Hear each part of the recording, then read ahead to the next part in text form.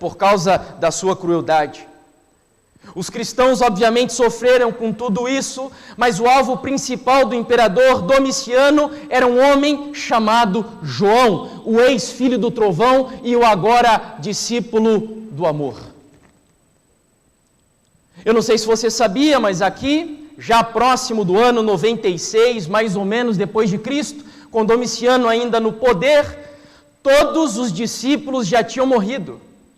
E todos eles pelo viés do martírio. Só restava João, o discípulo amado. Eu acredito que possivelmente a intenção de Domiciano era calar a boca do último ou do remanescente dos apóstolos do Senhor Jesus. Porque ele era ainda muito influente. Afinal de contas, ele era uma testemunha ocular daquilo que Jesus fez, ensinou e viveu. E a primeira ação de Domiciano, sabe qual foi? Segundo a tradição da igreja, lançaram o apóstolo João numa caldeira de óleo fervendo, queridos. Isso era comum. Inclusive, eles faziam isso dentro das próprias arenas romanas. Imagine um tacho de óleo fervendo gigante, a ponto de caber um ser humano dentro desse tacho. E ali foi jogado o apóstolo João. Sabe o que aconteceu? Absolutamente nada. O mesmo Deus que protegeu os 3 amigos de Daniel na fornalha de fogo, guardou o apóstolo João dentro da caldeira de óleo fervendo. Eu fico imaginando quando eles abriram aquele negócio, o apóstolo João saindo do meio do óleo, talvez olhando ainda, colocando para o lado a fumaça do seu ombro, e eles espantados ao verem quão glorioso e poderoso é o nosso Deus. Não satisfeito, ao invés de se render à grandiosidade do Deus a quem servimos, Domiciano decidiu exilar João na famosa ilha chamada Patmos. Uma ilha que ficou famosa nos nossos dias porque é muito visitada por cristãos no desejo de conhecerem o lugar onde viveu um dos maiores apóstolos da história do cristianismo, João. Mas uma ilha que nessa época nada mais era do que um lugar para onde eles mandavam pessoas que não prestavam para a sociedade. E para ali foi João, já velho, um senhor de idade. E é nesse contexto, essa ilha, para quem não sabe, fica bem próximo da Grécia, ali na região do Mar Egeu, era uma ilha bem pequenininha. E é nesse contexto que João redige e escreve o que nós lemos em Apocalipse 1, versículo 9, onde ele diz que estava na ilha chamada Patmos e explica a razão pela qual ele foi enviado para lá. E ele diz que estava naquele lugar por causa da palavra de Deus e do testemunho de Jesus. E é nesse ponto que eu quero me deter no nosso estudo aqui de hoje. O diabo tinha ódio da palavra de Deus. Satanás detestava a autoridade da palavra de Deus. Ele queria de todas as maneiras anular a suficiência, o poder, a autoridade, a completude da palavra do Senhor. E João era, digamos, alguém que ainda tinha contato, ou não contato, melhor dizendo, mas era uma testemunha viva da palavra de Deus encarnada. E o objetivo do diabo era silenciar a voz deste que era uma testemunha da palavra de Deus. E João diz que por causa da palavra de Deus, então ele foi exilado. E como eu disse no princípio, ele era um remanescente. Um remanescente porque era um dos últimos discípulos que estavam vivos, defendendo o testemunho da palavra de Deus, e por isso o diabo tentava calar a sua voz. Agora, queridos, eu preciso que você entenda isso daqui, porque vai ser a base introdutória da nossa mensagem. Segundo alguns estudiosos, e neste livro que está aí da Teologia do Remanescente, publicado pela CPB, o apóstolo João, ele é um tipo do remanescente dentro do Apocalipse. Ele tem características do remanescente dentro desse livro. E remanescente, para quem não sabe, significa resto, o que sobrou. E no caso de João, era o único dos discípulos de Jesus que detinha as características que vimos, como está ali na primeira coluna do quadro, a palavra de Deus e o testemunho de Jesus. Mas se você nota, no decorrer do livro do Apocalipse, essas características se repetem no remanescente ao longo da história. Nós cremos que a igreja adventista do sétimo dia, como está em Apocalipse 12, 17, cumpre o remanescente deste versículo, onde, segundo a Bíblia, o dragão se ira contra a mulher, e mulher em profecia é símbolo do quê? De igreja. A igreja remanescente, o dragão se revolta contra ela, e a Bíblia cita por causa dos mandamentos de Deus e do testemunho de Jesus. É um paralelo com a experiência de João. Ainda, se você nota, em Apocalipse 19, 10, você tem de novo João representando o remanescente, e o anjo agora usando as seguintes palavras: adora a Deus, pois o testemunho de Jesus é o espírito de profecia. E finalmente, no capítulo 20, versículo 4, a Bíblia diz que o perfil dos vencedores da besta, da sua imagem e do número do seu nome é a palavra de Deus e o testemunho de Jesus. Eu preciso dizer algo aqui para vocês.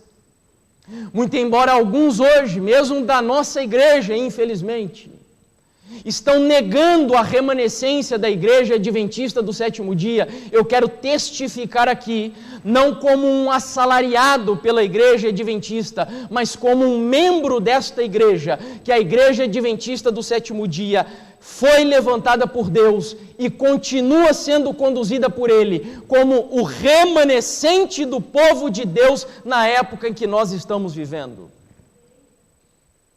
Essa igreja tem uma missão especial. Ela não é a única que salva, obviamente. Deus tem uma igreja universal, Deus tem filhos honestos em todas as igrejas que estão aí fora, mas a igreja adventista do sétimo dia é aquilo que alguns estudiosos chamam, preste atenção, de remanescente profético. Porque ela foi levantada nos últimos dias para cumprir uma missão especial, guardar os mandamentos de Deus, ser leal à palavra de Deus e também ter o testemunho de Jesus. O que é o testemunho de Jesus? O espírito de profecia. E, tendo isso em mente, nós vamos então aqui entender que a experiência de João em Pátimos, que foi perseguido, humilhado, foi escorraçado, porque ele guardava, zelava, pregava a palavra de Deus, segundo ele mesmo disse, ele está escrevendo para a igreja, eu estou aqui em Pátimos por causa da palavra de Deus. Eu quero dizer a vocês, bem-vindo ao mesmo Satanás, aos domicianos dos nossos dias, que estão já perseguindo a igreja por causa da palavra de Deus. E eu vou provar isso para vocês no estudo de hoje.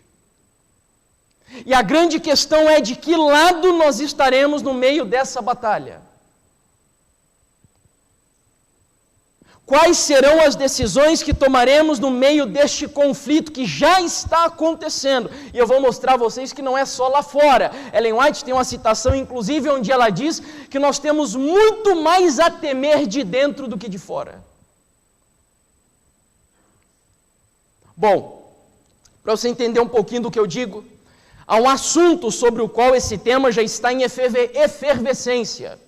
Ainda não é a questão da lei dominical, mas virá, isso seguramente virá.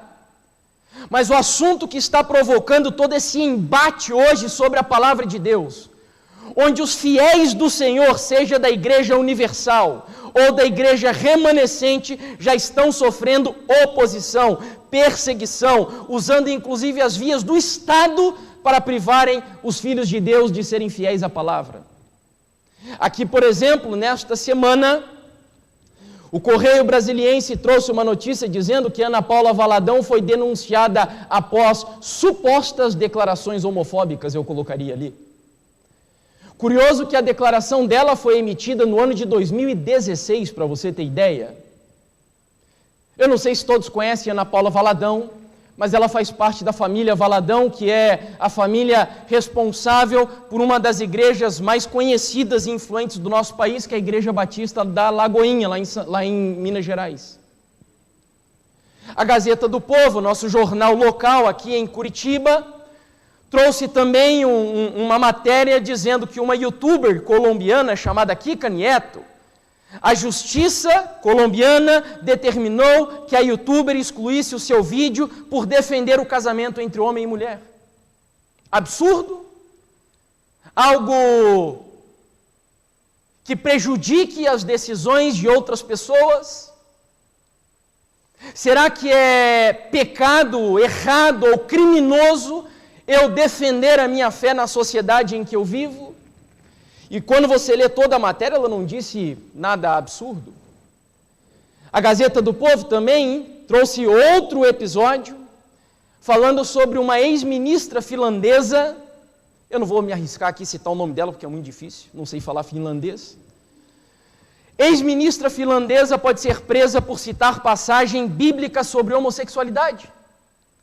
Ela simplesmente, para você ter ideia do que aconteceu, a Igreja Luterana na Finlândia participou de uma passeata LGBTQIA+, favorecendo a causa desse grupo.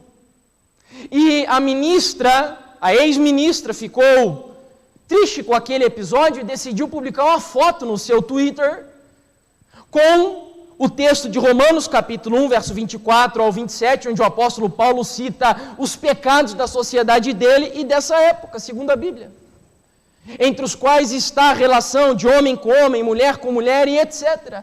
E simplesmente por publicar essa foto, a ministra, ela corre o risco de ser presa. Eu achei interessante as palavras dela na entrevista, e eu espero que a gente adote isso por princípio na nossa vida, se ainda não adotamos, que saiamos daqui com isso claro, pelo menos hoje. Uma convicção baseada na fé cristã é mais do que uma opinião superficial. Os primeiros cristãos não renunciaram à fé na cova dos leões. Então, porque eu deveria renunciar à minha fé no tribunal? Bendito seja o Senhor por tamanha coragem. Os ensinamentos do apóstolo Paulo não tratam apenas da defesa do casamento entre homem e mulher, mas também de como o ser humano é salvo na vida eterna. Se os ensinamentos da palavra de Deus sobre o pecado forem rejeitados, a essência da fé cristã perde o seu sentido. Mas nós também tivemos um episódio com o pastor da nossa igreja, pastor amigo meu, inclusive, pastor Eleazar, não sei quantos o conhecem. Ele hoje pastoreia um distrito lá no Maranhão, cuida de 14 igrejas, por sinal, lá no Maranhão ele. E ainda consegue ter tempo para produzir vídeo, produzir material para abençoar a nossa vida aí nas redes sociais. E ele então resolveu gravar esse vídeo, respondendo uma página de adventistas, e eu vou mostrá-la para vocês mais à frente, dizendo o que a Bíblia fala acerca da homossexualidade. Mas, infelizmente, um grupo de militantes que estão militando para destruir a Bíblia, e é isso que eu quero mostrar aqui para vocês, queridos. Olha, realmente, eu não estou nem aí se a pessoa quiser ou não viver a sua vida com alguém que seja do mesmo sexo, isso é problema da pessoa. Mas a minha questão e o objetivo dessa mensagem é rasgar o véu desses movimentos para mostrar a vocês o que está por trás deles. O diabo não está preocupado com homossexualidade, com adultério, não é essa a preocupação dele. Satanás tem uma preocupação e eu vou rasgar o véu das estratégias dele aqui para você entender qual é o objetivo de Satanás. E então o pastor Eleazar gravou esse vídeo e esse grupo de militantes que se dizem cristãos começaram a denunciar a conta dele no Instagram e a conta dele foi bloqueada por 24 horas. Seria isso uma prévia já de estarmos sendo perseguidos, de estarmos sendo, e aqui entra o ponto principal, infiltrados para anular a fé, a autoridade, a confiança, a suficiência da palavra de Deus no nosso meio? Eu acredito que sim. A grande estratégia de Satanás hoje não é só mais perseguir, até porque nós ainda não estamos em épocas de perseguição voraz contra a igreja. Então, enquanto ele não consegue perseguir, ele vai infiltrar, e o objetivo dele é tentar mudar a Bíblia para que ela se adapte a esse novo comportamento cultural dos nossos dias. E é isso que eu quero mostrar para vocês aqui. Então, segundo alguns estudiosos que chegam a essa conclusão, de que a nossa época hoje ela é mais sensível no que diz respeito à oposição bíblica. Você vai lembrar que, por exemplo, na igreja medieval, a igreja papal não deixava o povo ler a Bíblia. Segundo os prelados, segundo o magistério católico, só a igreja católica é capaz de interpretar a Bíblia corretamente. Então eles não permitiam que a Bíblia fosse traduzida para o idioma comum. A Bíblia só existia no latim e o latim era um idioma já obsoleto. O povo não entendia latim. Mas o diabo hoje não age mais dessa maneira. Nós temos aí milhões de Bíblia, a Bíblia é o livro mais traduzido e disseminado ao redor do mundo, então ele muda a sua estratégia de alguma forma. E o que aconteceu? Segundo o que vemos aqui, o período moderno trouxe novas ameaças à autoridade bíblica.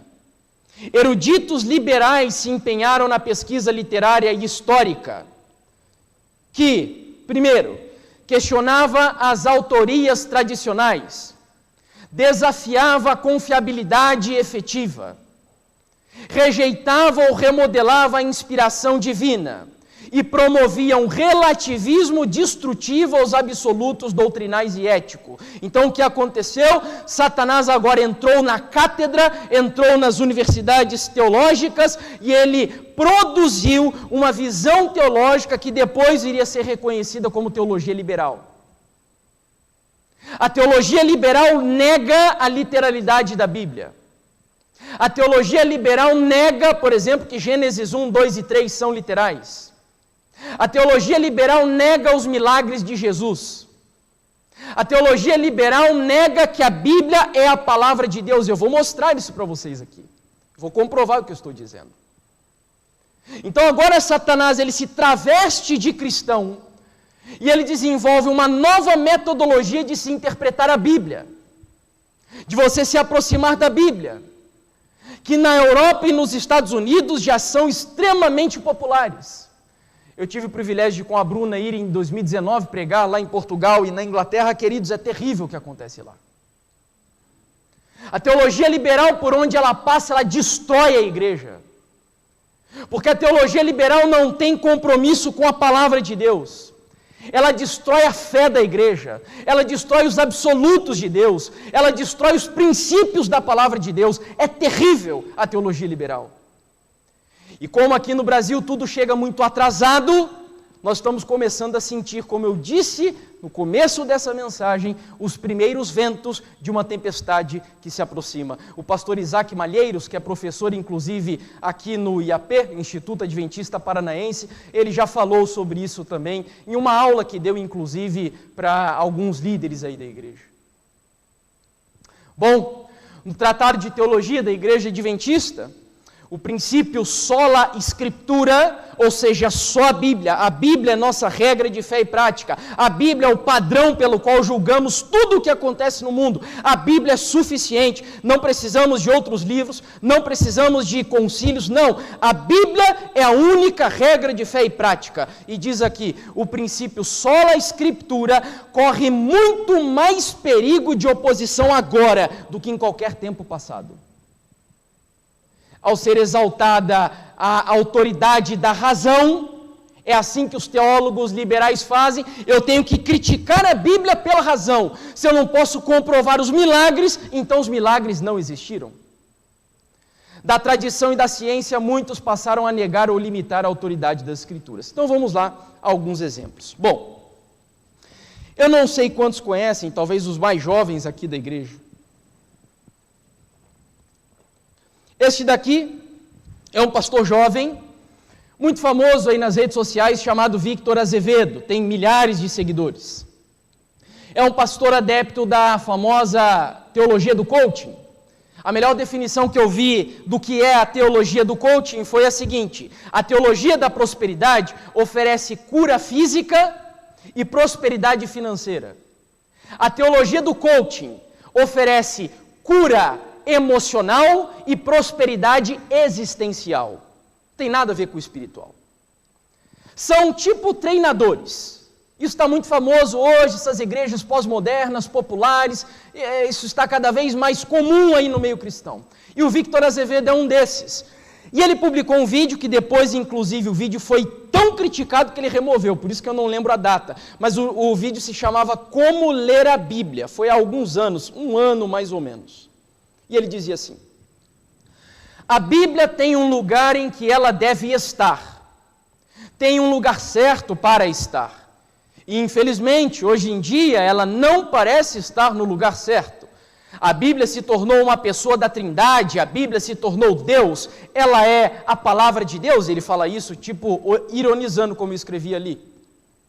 Então, de repente, a Bíblia se tornou um livro sagrado, só que não existem mais coisas sagradas e nem livros sagrados. Deus fez pessoas sagradas e ele conclui, não existe mais livro sagrado, e ele pega a Bíblia e mostra dizendo, isso daqui é só um livro.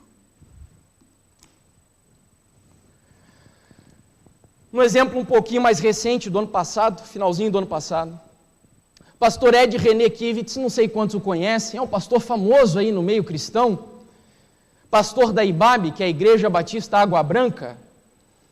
Ele pregou um sermão que está disponível ainda na internet, chamado Cartas Vivas contra Letras Mortas. Está disponível no YouTube, publicado no dia 25 de outubro de 2020. E agora, como eu disse, tem muitas citações, eu tentei suprimi-las, mas eu preciso chocar você. Então eu tenho que lê-las, porque eu estou extremamente preocupado com os jovens e adolescentes da nossa igreja. Talvez alguns líderes não entenderam o que está acontecendo, e muitas vezes a gente só vai compreender quando a desgraça já está feita. Foi o que aconteceu, por exemplo, na virada do século com o antitrinitarianismo dentro da nossa igreja. Quando se deram conta, a coisa já estava lastrada, a igreja perdeu vários membros por causa desse movimento dissidente. Então a minha intenção é abrir os olhos de pais, de líderes, líderes de JA, líderes de desbravadores, de geração 48, a minha intenção é abrir os seus olhos para você ensinar, doutrinar, explicar de forma racional, reavivar a fé na vida dos seus filhos, porque o perigo está rondando a nossa igreja. E aí o pastor Ed, que é seguido, inclusive, eu vou já comentar isso na sequência por vocês, por muitos dos nossos cantores populares aí da igreja. Materiais dele, inclusive, são recomendados, às vezes, em algumas publicações. E olha o que ele falou nesse sermão. Veja se você consegue concordar com isso. A ética bíblica reflete uma estrutura de sociedade daquele tempo, daquele mundo, daquela época. E não dá para a gente pegar um texto que foi escrito 4.000 anos, 3.000 anos, 2.000 anos e trazer para hoje, aplicando literalmente o que esse texto está dizendo, sem perceber que nas suas linhas a Bíblia é insuficiente. Segue ele, mas nas suas entrelinhas, na revelação que traz a respeito de Cristo ressurreto, a Bíblia explode, promovendo uma grande revolução, uma grande transformação no mundo. Então, a gente precisa atualizar a Bíblia. Veja que existem mesclas aqui de verdade com mentira, de um discurso que parece muito bonito. Não, nós temos que valorizar Jesus e não um livro. Inclusive, eu já fui, e alguns pastores da nossa igreja já foram acusados de serem bibliólatras, por defenderem a Bíblia como autoridade máxima para a nossa vida. Ele ainda continua dizendo, se queremos ser cartas para o novo mundo, se a igreja quer ser carta para o novo mundo, nós vamos precisar atualizar a Escritura. E agora atenção, e vamos ter que fazer essa atualização e ter essa coragem de enfrentar os pecados de gênero da nossa sociedade. E ele continua, de enfrentar a questão da homossexualidade, da homoafetividade e dos gays que frequentam as nossas comunidades. Estão dentro das nossas comunidades, mas continuam sendo condenados ao inferno por causa de 2 ou 3 textos bíblicos que não foram atualizados. Ou seja, deixa eu ser bem claro aqui, queridos, eu acredito no poder do Espírito Santo de transformar pecadores, mas eu não acredito em homens pecadores querendo transformar o Espírito Santo às suas vidas depravadas e pecadoras. É isso que eu não acredito.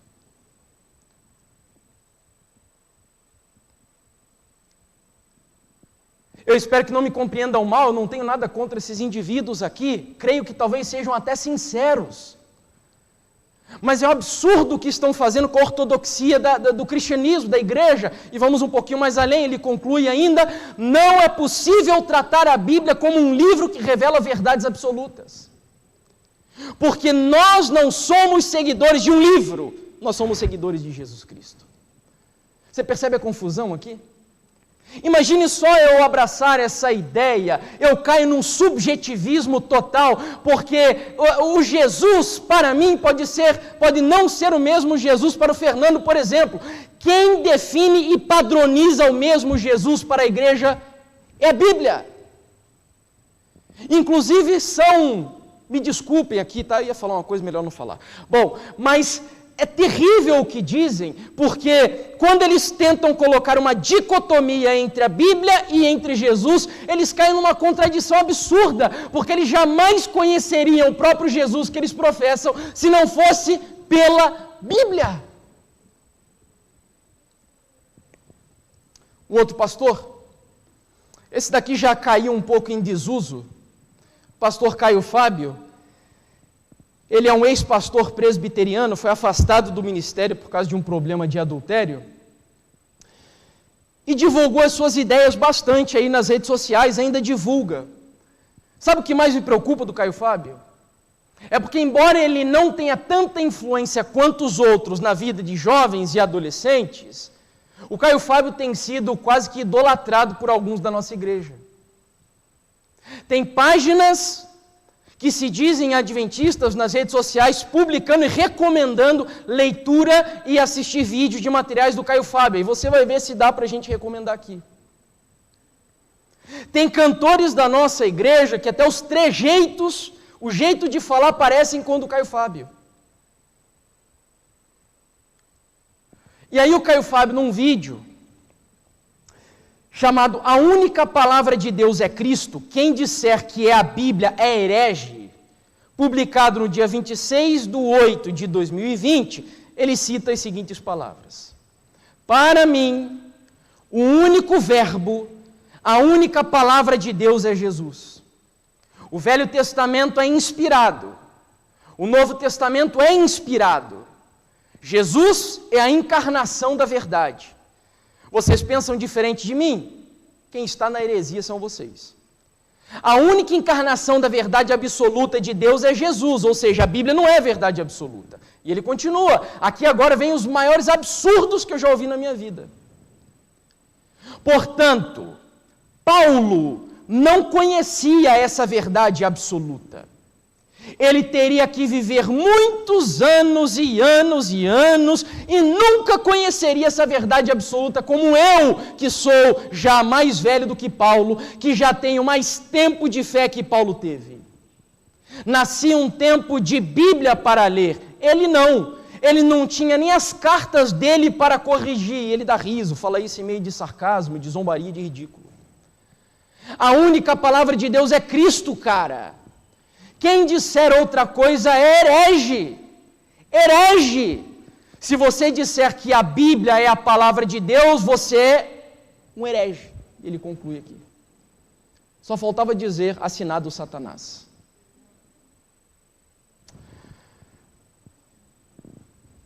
O que mais me causa preocupação, como eu disse, é que esses movimentos estão influenciando o nosso povo.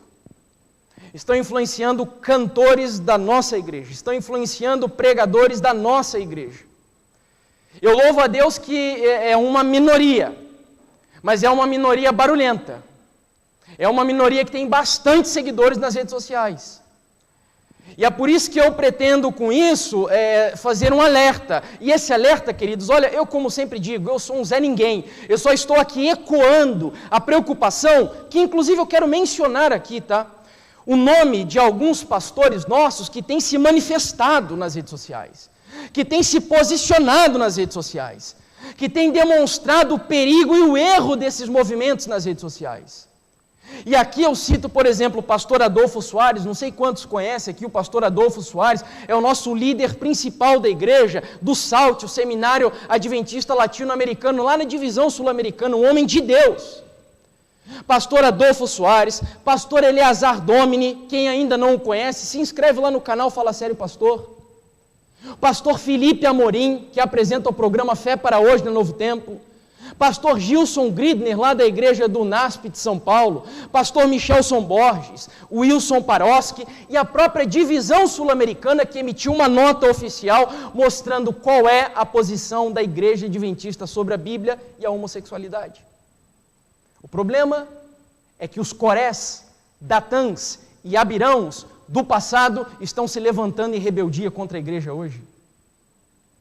Estão promovendo doutrinas e crenças que são contra a nossa igreja hoje. Estão fazendo isso na surdina, nas redes sociais, influenciando o seu filho, a sua filha, os jovens, os adolescentes que os seguem nas redes sociais. E muitas vezes nós, supondo que porque são da nossa igreja, eles são adventistas, a gente não filtra, não estuda. Querido, chegou a hora, em nome de Jesus, de você estudar a Bíblia, a palavra de Deus, como nunca em toda a sua vida. Estude escola sabatina, estude a teologia da igreja, estude o Nisto Cremos, como está sendo feito inclusive aqui na nossa igreja. É lógico que ali não é um aprofundamento aos domingos, mas é um pontapé inicial para você se aprofundar e conhecer as doutrinas da sua igreja, porque do contrário você vai ser levado por esse movimento liberal.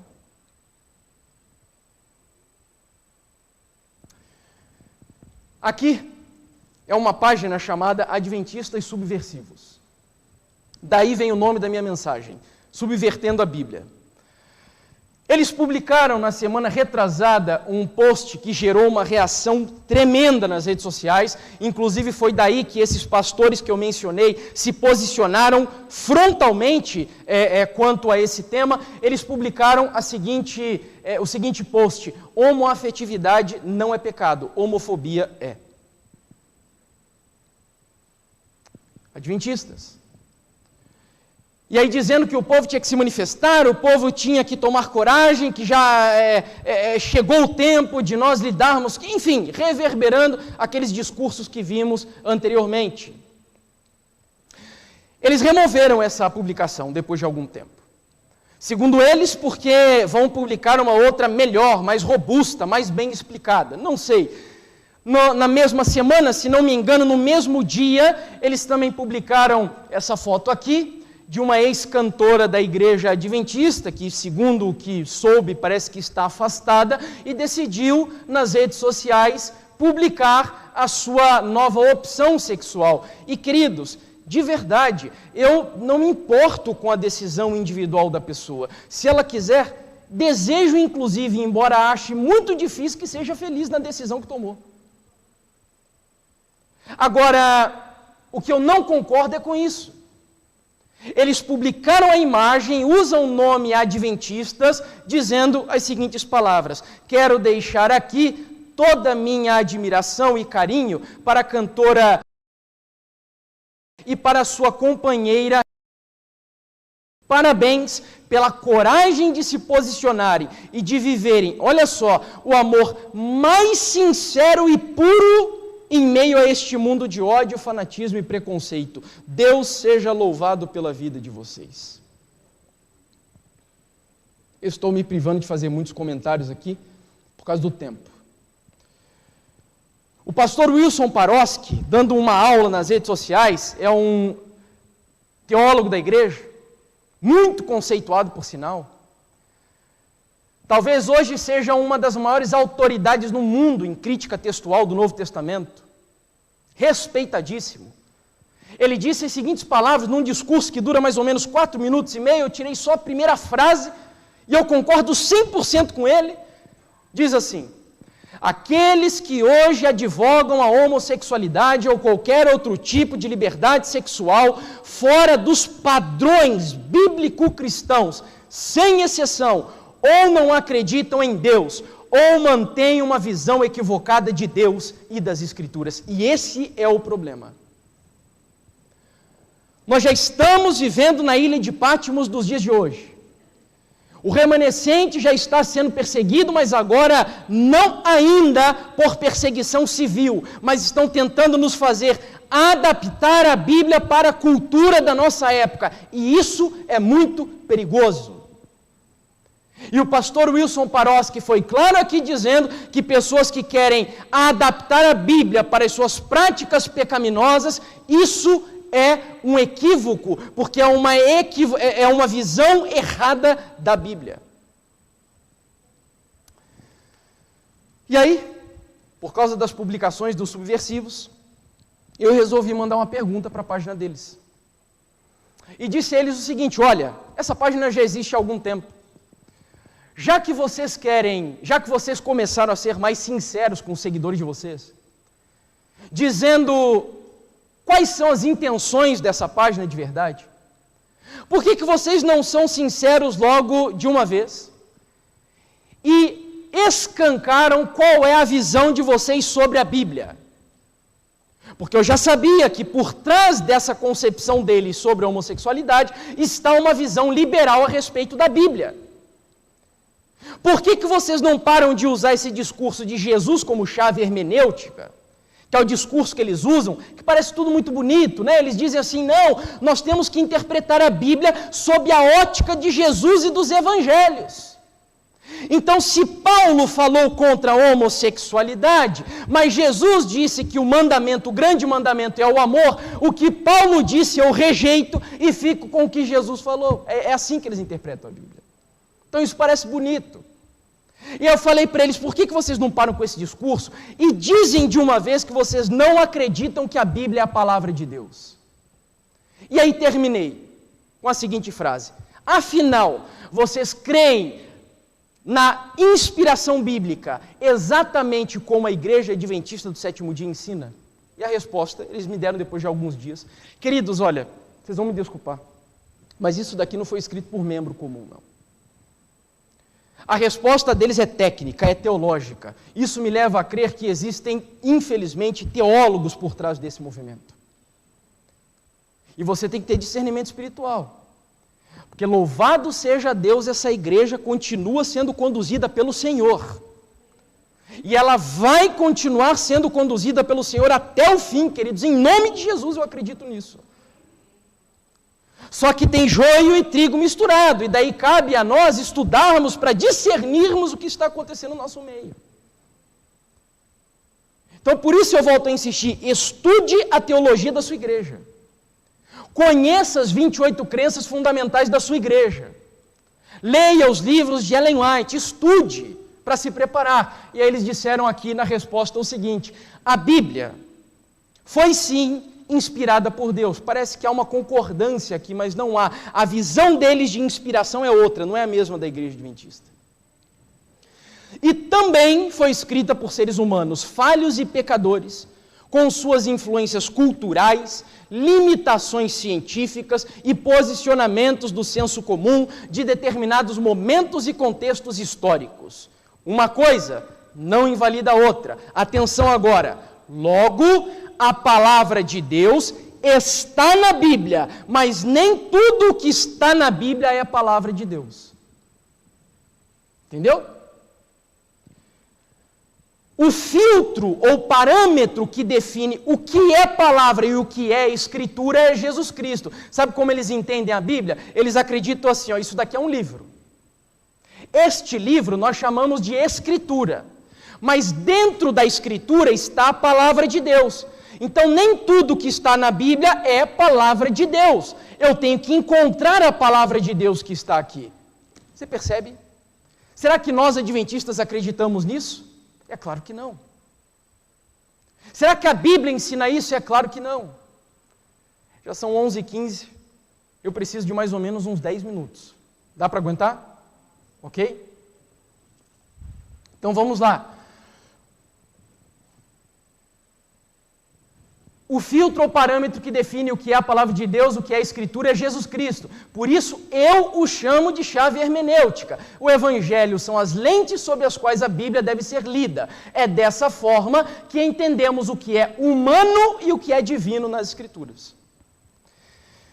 Eles deram uma resposta também num post do pastor Eleazar, exatamente aquele vídeo que o pastor publicou e que gerou problemas, dizendo assim, e aqui eles vão entregar a visão que eles usam para interpretar a Bíblia, usando o termo, inclusive. Já assistiu o vídeo do canal Fala Sério Pastor, do pastor Eleazar Domini, que alguns me indicaram como sendo uma possível refutação ao meu conteúdo sobre homossexualidade e Bíblia. Essa é uma confusão comum. Pensar que a emissão de uma opinião religiosa tradicional somada a citações de textos bíblicos significa a mesma coisa que teologia. Exegese bíblica, para quem não sabe o que é exegese, é você estudar para entender cada versículo da Bíblia. Exegese bíblica, histórico-crítica, guarde essa palavra, histórico-crítica, não se faz com apologética religiosa ou com uma opinião. Eu só quero que você guarde isso daqui. O que é esse negócio de exegese histórico-crítica? Será que a Igreja Adventista ensina oficialmente os seus teólogos, seus pastores, os seus líderes a interpretarem a Bíblia usando o método histórico-crítico? Vejamos. Publicado pela Unaspress, editora do NASP, que forma teólogos da nossa igreja, eles vão dizer o que é esse negócio de método histórico-crítico. Presta atenção. Assumindo que Deus não contribui para os conteúdos das Escrituras, os críticos históricos veem as Escrituras como um produto de um longo processo de evolução cultural. Não tem nada de divino na Bíblia. A imaginação humana, a comunidade e a tradição tornaram-se os fundamentos pelos quais os livros totalmente humanos das Escrituras surgiram. Isso é um método histórico-crítico. Eles analisam a Bíblia como um livro qualquer, não como um livro divino. Aí eu preciso incentivar você, principalmente você que é líder, ancião, diretor de departamento com jovens, adquira esse livro. Compreendendo as Escrituras. Inclusive, no apêndice dele, você vai encontrar uma nota oficial. A comissão da Associação Geral da Igreja Adventista do Sétimo Dia se reuniu no Rio de Janeiro, no ano de 1986. E eles publicaram uma nota oficial sobre o método histórico-crítico naquele ano. Está disponível na internet também, mas aí nesse livro você também encontra. Sabe o que eles disseram? Eles não recomendaram. Inclusive disseram que é inaceitável para os adventistas seguirem o método histórico-crítico. Por quê? Porque rejeita os milagres de Jesus, rejeita o sobrenatural, minimiza a obediência aos absolutos de Deus, aos mandamentos de Deus, tira a ênfase de que a Bíblia é um livro divino e sagrado, interpreta mal as profecias, ou seja, é contra tudo o que é ser adventista. Mas e agora? Vocês viram que até agora eu não citei Ellen White, né? Então agora eu preciso muito da sua atenção para você ouvir quem é Ellen White. Quem é Ellen White para um adventista do sétimo dia? Profetisa de Deus, mensageira de Deus. Ela não é canônica, ela não entra dentro da Bíblia, o que ela escreveu, os livros dela não substituem a Bíblia, nós não devemos usá-los para provar doutrina nenhuma que cremos para os de fora, mas ela é mensageira de Deus, é profetisa. Vejamos a opinião de Deus, através da sua mensageira, sobre o método histórico-crítico, que na época de Ellen White era chamado de alta crítica. Agora já não, um ou outro usa esse nome. Vejamos o que ela diz, o que ele diz, melhor dizendo, sobre esse método. Quando pessoas mencionarem a alta crítica, que é o método histórico-crítico, e se arrogarem no direito de julgar a palavra de Deus, querido, esse texto chega a me arrepiar. Chamem a atenção delas para o fato de terem esquecido quem foi o primeiro e o mais sábio dos críticos. Aquele que tinha centenas de anos de experiência prática. Vocês sabem de que ela está falando, né? Exato. É ele quem ensina os assim chamados autos críticos de hoje. Deus punirá todos quantos, a exemplo desses autos críticos, exaltam a si mesmos e criticam a santa palavra de Deus. Ela continua, uma outra citação. Qual é a condição do mundo atualmente? Não é a fé na Bíblia hoje destruída tão eficazmente pela alta crítica e as especulações como era pela tradição e o rabinismo dos dias de Cristo? Você fica triste com a situação do mundo hoje? É tanta coisa terrível acontecendo, o ser humano tão mal. Queridos, o que aconteceu com essas crianças na creche essa semana, pelo amor de Deus, o que é isso? Que atrocidade, que coisa absurda. Mas sabe o que é isso? Fruto, infelizmente, de um cristianismo sem poder na nossa sociedade hoje. Que Deus tenha misericórdia de nós. Porque em todas as gerações, em todos os países, em todos os continentes, onde o cristianismo experimentou um reavivamento poderoso, a sociedade foi transformada e impactada pelos valores bíblicos cristãos. Nós precisamos desesperadamente de uma reforma no nosso cristianismo aqui no nosso país. Em nome de Jesus. A serva do Senhor, ela ainda na última citação vai dizer, a obra, o objetivo, o desígnio, a função, os propósitos da alta crítica em dissecar, pesquisar, conjecturar e reconstruir está destruindo a fé na Bíblia como uma revelação, o que, queridos? Divina. Está roubando a palavra de Deus em seu poder de controlar, erguer e inspirar vidas humanas. Eu acho fenomenal essa senhorinha, quem diz que ela não foi inspirada por Deus, que Deus tenha misericórdia, porque o que ela escreveu é quase tudo nós vemos acontecer nos dias de hoje. Qual é, para a gente finalizar, o posicionamento da igreja adventista sobre isso tudo que vimos? Como a igreja se posiciona? Vamos lá, nada melhor do que lermos a nossa primeira crença fundamental. É sobre a Bíblia. Aliás, abrindo um pequeno parênteses aqui, quantas doutrinas os adventistas têm? Perfeito. Muitos de nós nos equivocamos.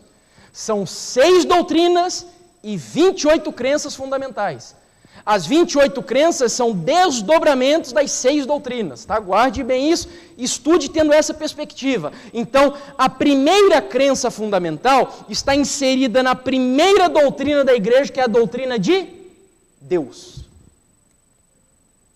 E aí, qual é o nosso... Eu achei, inclusive, muito bonito, fica aqui o testemunho para os jovens. O Andrezinho, filho do nosso querido irmão Edu, ele tem feito contato comigo, um contato até, de certa forma, frequente, e ele disse que queria começar a estudar o Nisto Cremos junto com um amigo dele.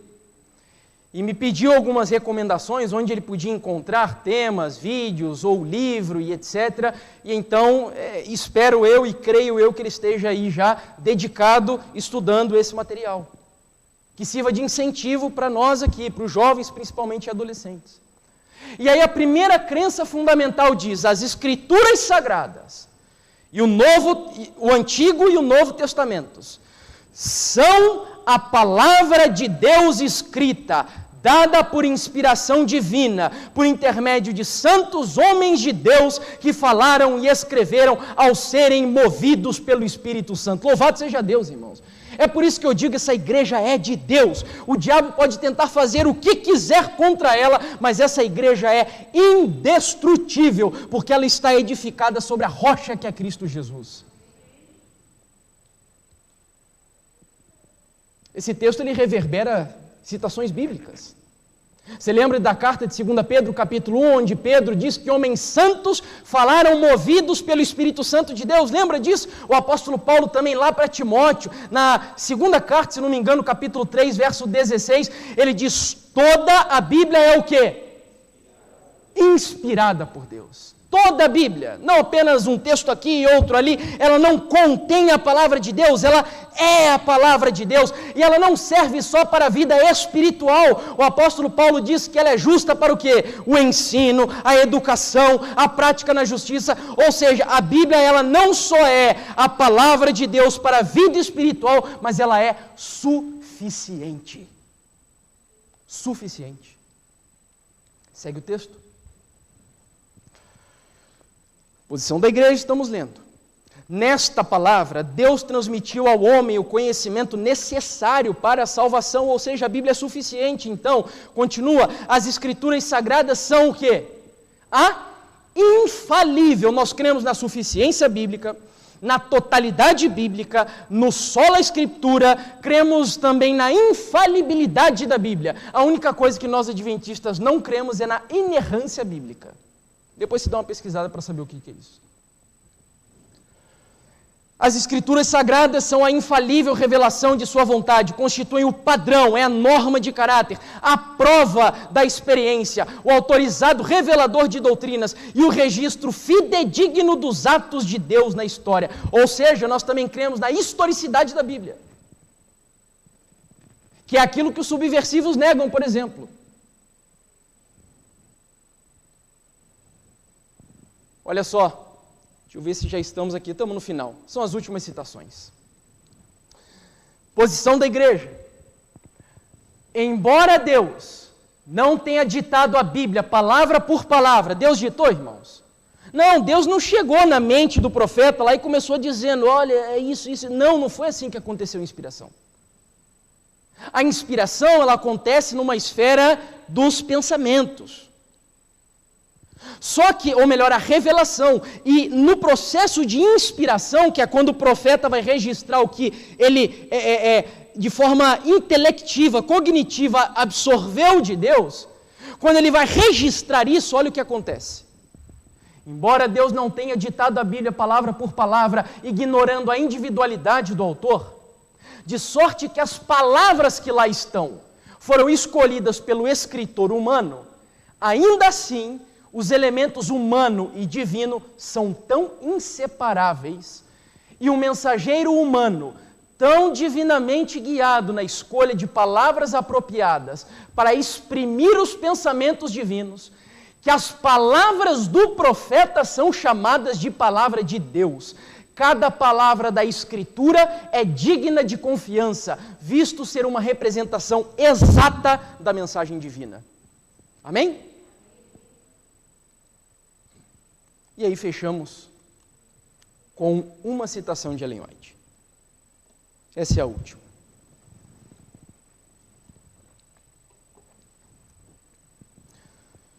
Ela disse assim: os erros da teologia popular,